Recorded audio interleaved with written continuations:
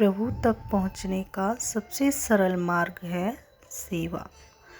राधे राधे। श्री कृष्ण कहते हैं, जब ईश्वर तुम्हें तुम्हारे सब्र का जवाब देगा तब तुमने क्या खोया वो तुम्हें याद नहीं रहेगा। राधे राधे। कुंज प्यारी श्री हरिदास।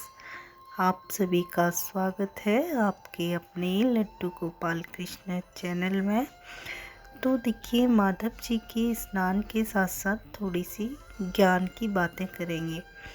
तो देखो, वस्त्र उतार लिए हैं, अभी हम स्नान भी करा लेते हैं, साथ ही साथ आपसे चर्चा भी करेंगे। तो स्नान के साथ साथ हम चर्चा भी आगे बढ़ाते हैं, तो कुछ ज्ञान की बातें करते हैं। तो देखिए, हिंदू धर्म में एक अवधारणा है जो भगवान की भक्ति के 9 रूपों का वर्णन करती है। यानी हम बात कर रहे हैं नवधा भक्ति के बारे में।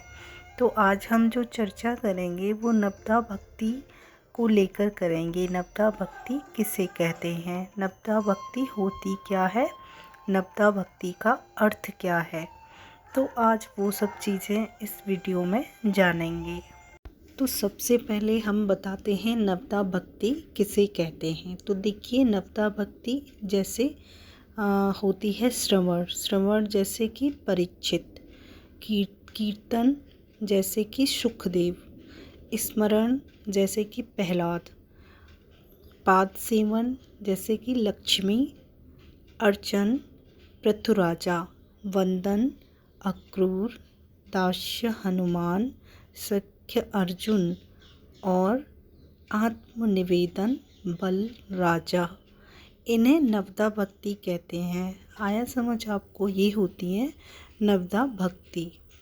श्रवण ईश्वर की लीलाएं, कथा, महत्व, शक्ति, स्रोत इत्यादि सहित अतृप्त मन से निरंतर सुनना, इसे ही कहते हैं नव भक्ति।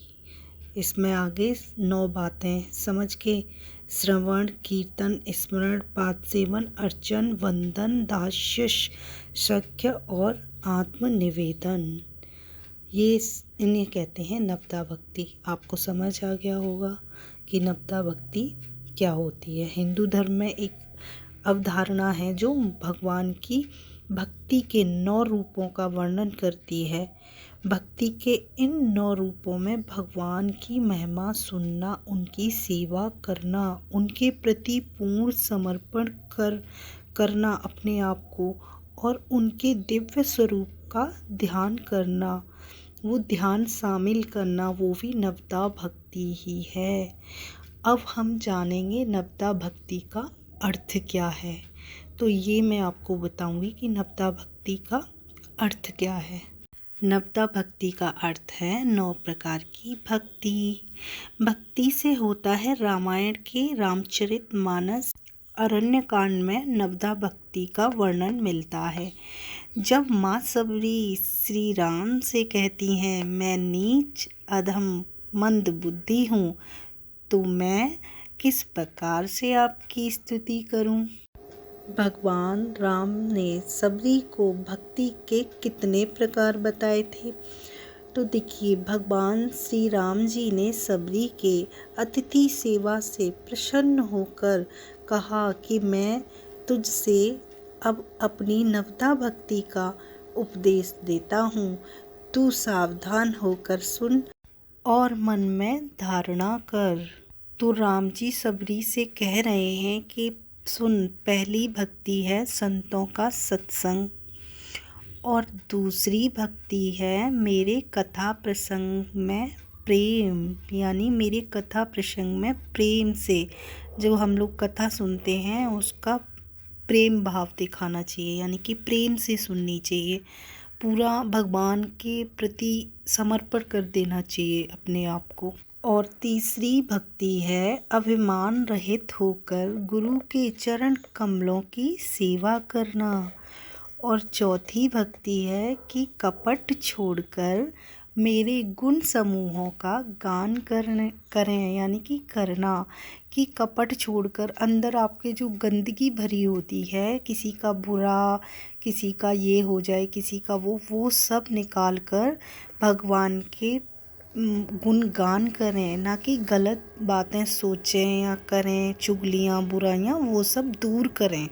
और 5वीं भक्ति है मेरे मंत्र का जप करें, यानी राम जी के मंत्र का जप करें और इससे दृढ़ विश्वास जो वेदों में प्रसिद्ध है।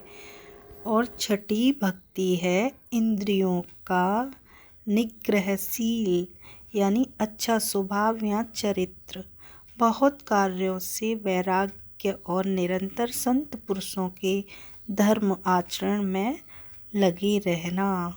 और 7वीं भक्ति है जगत भर को संभाव से और मुझ में ओतप्रोत राममय देखना और संतों को मुझसे भी अधिक करके मानना। और 8वीं भक्ति है जो कुछ मिल जाए उसी में संतोष करना और स्वप्न में भी पराये दोषों को ना देखना।